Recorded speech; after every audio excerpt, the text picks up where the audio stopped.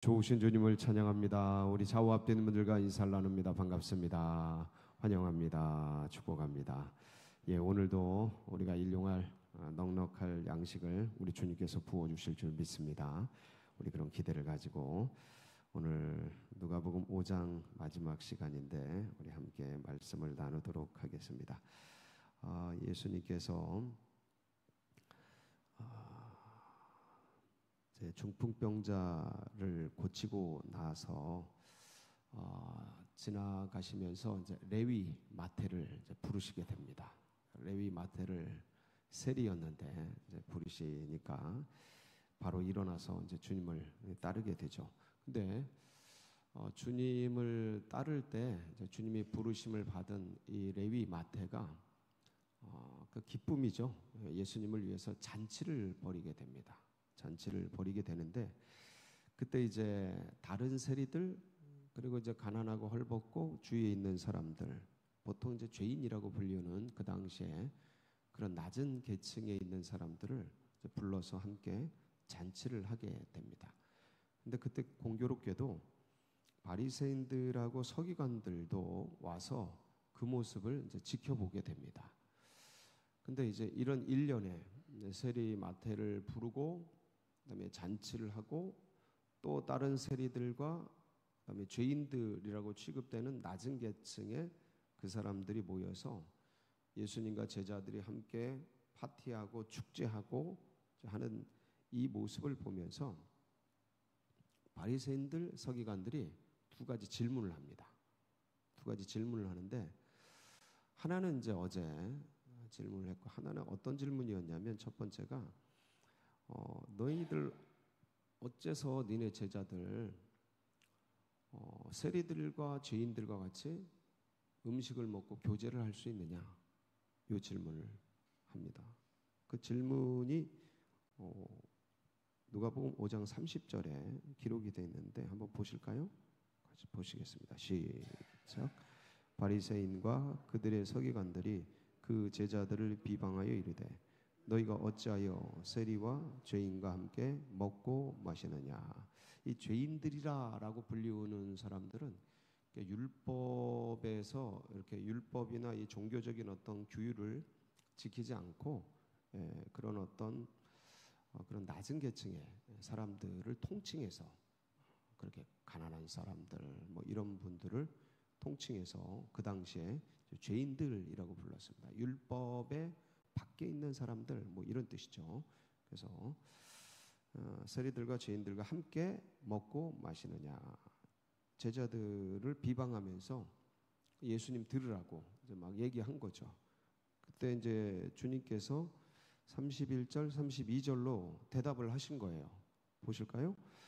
예수께서 대답하여 이르시되 건강한 자에게는 의사가 쓸데없고 병든 자에게라야 쓸데있나니 내가 의인을 부르러 온 것이 아니요 죄인을 불러 회개시키러 왔노라. 자, 이렇게 대답을 하십니다. 뭐 알아듣든지 못 알아듣든지 바리새인 서기관들에게 이런 묘한 대답을 하시죠. 이게 마치 선문답 같은 니네들 왜 이렇게 먹고 마시느냐 이 가난한 사람 죄인들과 내가 의인들을 부르러 온 게 아니고 죄인들을 부르러 왔다. 의사는 건강한 자에게 쓸데있는 게 아니라 병든 자에게 쓸데있다 하면서 아주 선문답 같은 대답을 우리는 다 알죠. 이 말씀이 어떤 뜻인지. 근데 그들은 뭐라 그러는 거야? 막 그랬을 겁니다. 뭐라 그러는 거야? 자기 중심, 자기 의식, 자기 오름에 꽉 쌓여 있으면 새로운 게 안 들어와요. 새로운 게. 그러니까 이게 참 굉장히 쉽지 않은 우리들도 그리 될 수 있기 때문에 굉장히 이게 반면교사로 삼아야 될 그럴 부분이에요. 왜냐하면 이 유대인들이 했던 이 실수를 결국은 우리 기독교인들이 했거든요. 먼저 카톨릭이 했잖아요. 근데 지금 또 우리 개신교가 하고 있어요. 너나 할 것 없이 누가 누구를 욕할 것도 없이 성결교단이 하고 있고 우리 교회가, 우리 전체 한국 교회가 하고 있는 것이죠. 그렇다면 우리도 예외일 수 없고 조심해야 되는 거예요. 반면교사는 늘 깨 있어야 돼요. 항상 자신을 돌아보고 겸손하게, 그래서 항상 의식을 새롭게, 그래서 내중심적 사고관이 이런 엄청난 실수를 저질렀다. 자기가 옳다고 하는 그런 생각들이 예수님을 십자가에 못 박는 참담한 비극을 저지르고 말았어요. 그래서 우리도 그럴 수 있다. 조심해야 될 대목이다. 이 첫 번째 질문이었고, 니네왜 죄인들과 세리들과 먹고 마시느냐. 두 번째가 오늘 본문 시작되는 말씀의 첫 절입니다. 한번 33절인데 무슨 질문일까요? 같이 보실까요? 시작. 그들이 예수께 말하되 요한의 제자는 자주 금식하며 기도하고 바리새인의 제자들도 또한 그리하되 당신의 제자들은 먹고 마시나이다. 예. 한마디로 뭡니까? 왜 금식 안 하냐? 이 당시 바리새인들은 그러니까 유대 전통적인 금식 절기가 있었습니다. 금식하는 제도적인 절기가 있어요. 5월 달에 성전이 무너지고 나라가 멸망한 그때에 이제 금식하고, 또 9월 달에 금식하고, 7월 달에도 7월 달에는 대속죄일이 있으니까 금식하고, 여러 가지 이제 금식 절기가 있었습니다. 근데 그 중에 바리새인들은 특별히 모세가 이 율법을 받으러 올라갔던 그런 날들을 따로 정해서 일주일에 금식을 매주마다 했어요. 목요일, 금요일 이런 날 금식을 매주마다 이틀씩 정해서 했어요. 그래서 이게 삼시세끼를 다 한 건지, 지금 이슬람처럼 낮에만 해 떨어지면 음식을 먹었는지 그거는 제가 잘 모르는데, 하여간 이틀씩 금식을 하는 아주 지독한 철저한 규례를 가지고 있었습니다. 바리새인들은.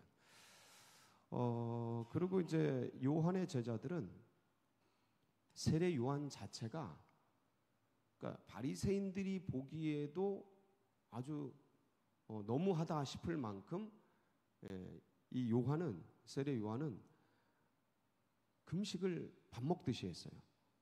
그러니까 금식을 매주 이틀씩 하는 바리새인들이 보기에도 쟤네 너무하다, 쟤는 너무해 할 만큼 세례 요한은 메뚜기 석청이죠.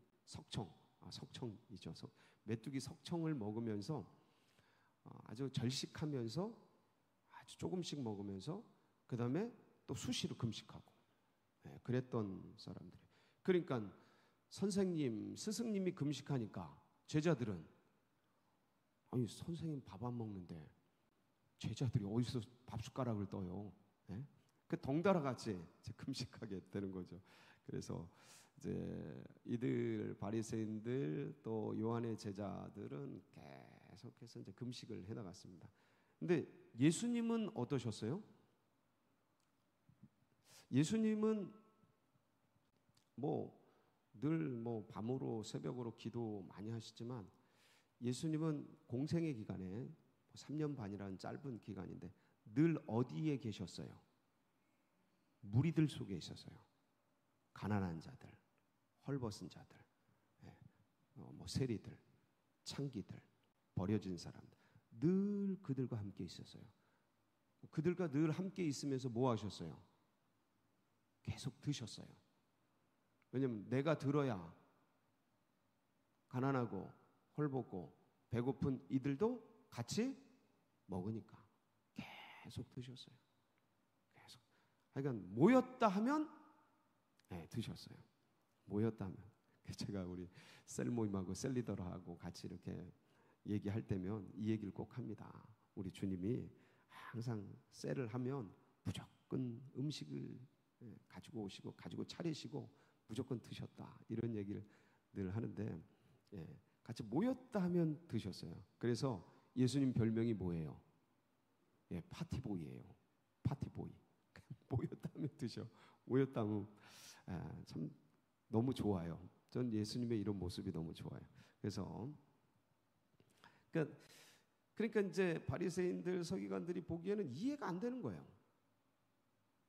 아니 뭐야 저거 뭐지? 그래서 이런 질문을 하는데 예수님의 대답이 참 놀랍죠. 우리 34절, 35절 한번 읽어볼까요? 시작.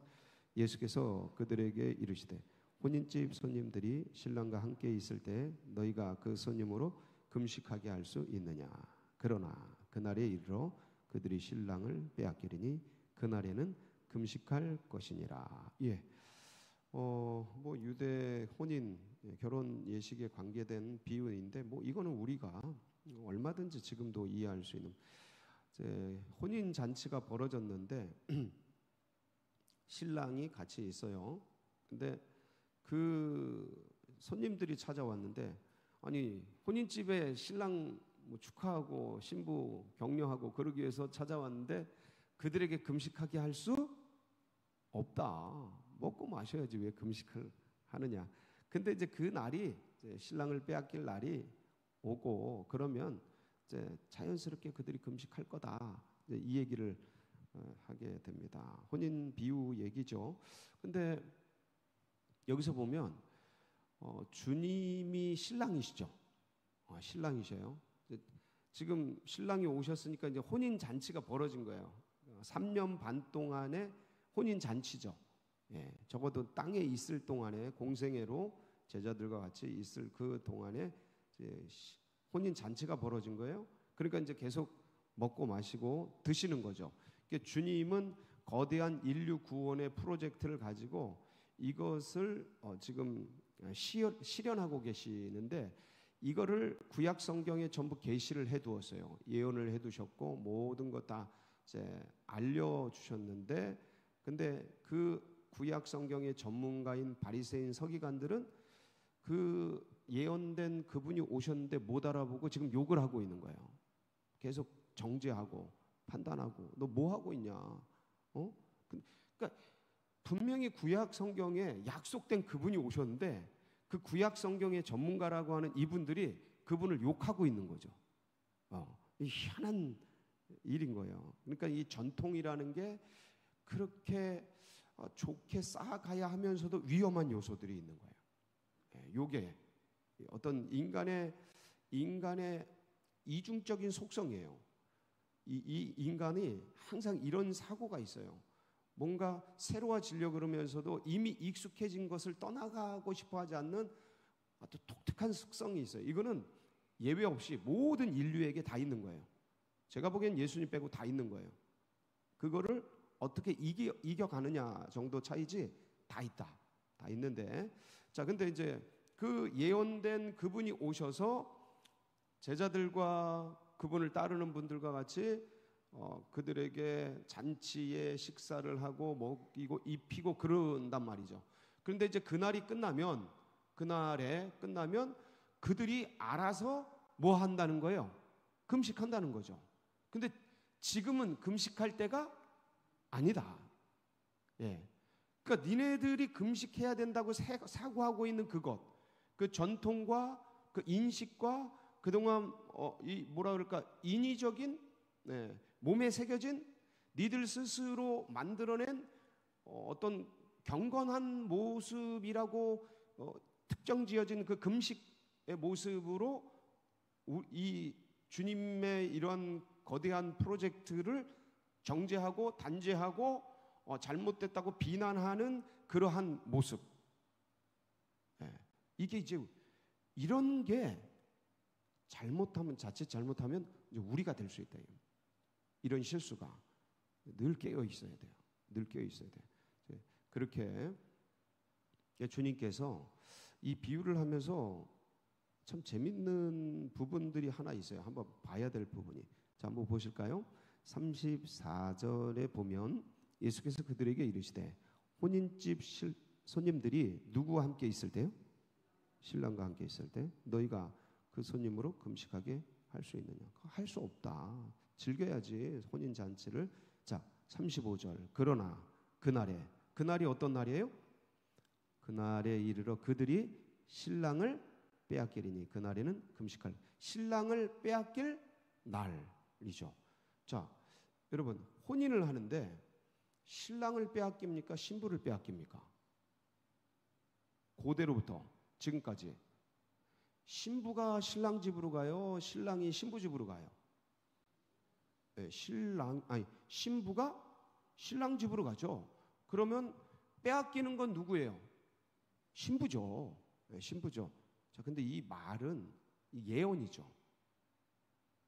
이 말씀은 혼인집 비유를 드시면서 주님 자신의 뭘 얘기하시는 거예요? 십자가 사건으로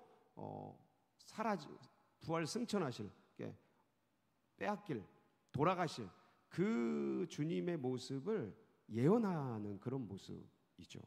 예, 그래서 여기에도 예언이 담겨 있다.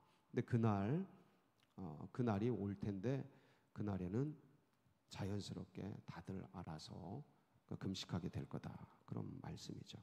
그래서 그러면서 이제 비유를 계속해서 연속적으로 새 옷과 낡은 옷 서로 덧대어야지 않는다. 그러면 이게 새 옷감이 낡은 옷감을 당겨서 찢어지게 되니까 울잖아요. 이렇게 울어버리잖아요. 배옷 같은 것은 울어버립니다. 뭐 이런 거는 기지가 좋고 그래서 근데 옛날 배옷들은 이렇게 울어버리니까 아주 옷이 안 되게 돼서 그런 일들을 하지를 않죠. 그리고 새 포도주를 낡은 가죽 부대에 넣지 않는다. 왜냐하면 새 포도주를 넣으면 이게 숙성이 되면서 이게 막 팽창이 되니까 낡은 가죽 부대는 이미 탄력을 잃어버리고 있으니까 어떻게 돼요? 잘못하면 터져버리죠. 예. 부글부글 막 끓으면서 숙성되면서 이게 탄력성을 잃어버린 가죽 부대가 터져버려서 둘 다 못 쓰게 되는 그런 일이 있으니까 그렇게 하지 않는다 하면서 얘기를 해주시는 거예요. 그러니까 설득을 해주시고 알려주시는 거죠. 자, 그러면서 39절 한번 보실게요. 39절 시작. 묵은 포도주를 마시고 새 것을 원하는 자가 없나니 이는 묵은 것이 좋다 함이니라. 자, 포도주 오래된 게 맛있습니까? 새 것이 맛있습니까? 저는 잘 많이 먹어보질 못해가지고 잘 이렇게 이런 걸 잘 모르는데 오래된 것이 비싸고 오래된 건 금값 하더라고요. 금값. 포도주 한 방울이 금값. 몇십억 원 하는 것도 있더라고요. 몇 년 산 그런 것도 있는데, 그러니까 막한 포도주가 뭔 맛이 있겠습니까? 포도주로서 맛은 이제 묵은 거죠. 근데 지금 요 말뜻은 주님이 하신 이 말씀의 의미는 묵은 거, 오래된 거, 그 좋은 거를 먹으면 새 것을 찾지를 않는다는 거죠. 이게 조심해야 될 부분이에요. 이게 조심해야 될 부분이에요. 그러니까 우리들 인식이라는 게 이게 이미 습관화되고 이미 내 안에 고정화되고 이미 들어온 정보로 문화적 사회적 정보가 들어와서 내 안에 세팅이 되면 이 세팅된 대로 이 정착된 대로 안착된 대로 그렇게만 보려고 그렇게만 움직이려고 그것만이 옳다고 생각되는 경향성이 자리에 꽉 잡아버려요. 우리들이 다 그래요. 그러니까 이렇게 되어지면 무슨 문제가 생기냐면 이제 고부간의 갈등 같은 것이 여기서 생기는 거예요. 고부간의 갈등. 그러니까 우리들이 잘할 때는 내가 잘할 때는 아니 70년대 80년대 이때에 볼 때는 우리 부흥의 세대 속에서 그 눈으로 볼 때는 아니 내가 시집살이 할 때 눈으로 볼 때는 아니 이것들이 도무지 이해가 안 되는 거예요. 근데 이게 고부간의 갈등, 그 다음에 기성세대와 다음 세대들의 갈등의 요소가 될 수 있어요. 도무지 지난 세대, 저도 이미 이제 기성시대 아닙니까? 기성세대의 눈으로 보기에는 지금 중고등학생들 요런 애들의 그 사고와 인식 이런 것들이 그 어떤 이 사고와 인식을 형성하는 그 시대의 문화 이런 게 되게 쉽지 않죠. 받아들여지기가 만만치 않죠. 근데 여러분, 우리도 노력을 해야 돼요. 그들도 노력을 해야 되지만 우리도 노력을 해야 돼요. 자꾸 새로운 어떤 그런 관점으로 뭔가를 이해하고 받아들이고 수용하고, 그러니까 그런 진리는 양보하면 안 되지만 진리를 담는 그릇은 그 시대마다 자꾸 변해야 돼요. 교회잖아요. 그릇이 교회잖아요. 자꾸 그 시대마다 변해요. 130년 전에 들어왔을 때 이런 모습은 아니었을 거잖아요. 시대마다 자꾸 변하는 거예요. 자꾸 변하고 그러면서 진리 자체 외에 이 싸고 있는 그릇들, 우리 의식을 형성하는 이 담는 정보들, 의식에 담기는 정보들, 이게 우리의 의식을 형성하잖아요. 이런 걸 자꾸 새롭게 해서 변화를 받지 않으면 우리들도 묵은 포도주의 맛 속에 빠져들어가고 마는 거죠. 그래서 사랑하는 우리 성도 여러분, 이 얘기는 바리새인들 서기관들에게 한 말씀을 넘어서 오늘날 우리에게 내가 옳다, 내가 맞다, 이게 옳다라고 생각하기 쉬운 우리들 심령에 주님의 은혜, 주님의 말씀이 날마다 새롭게 들어와서 나를 변화시키고 우리 교회를 변화시키고 세상을 변화시키는 그런 주님의 놀라운 은혜가 충만하시기를 축복합니다. 같이 기도하시겠습니다.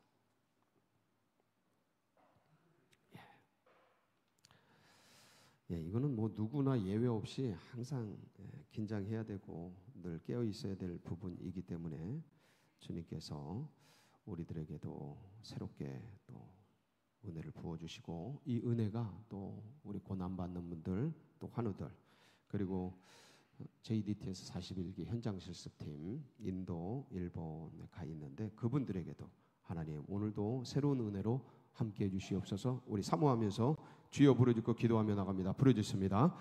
주여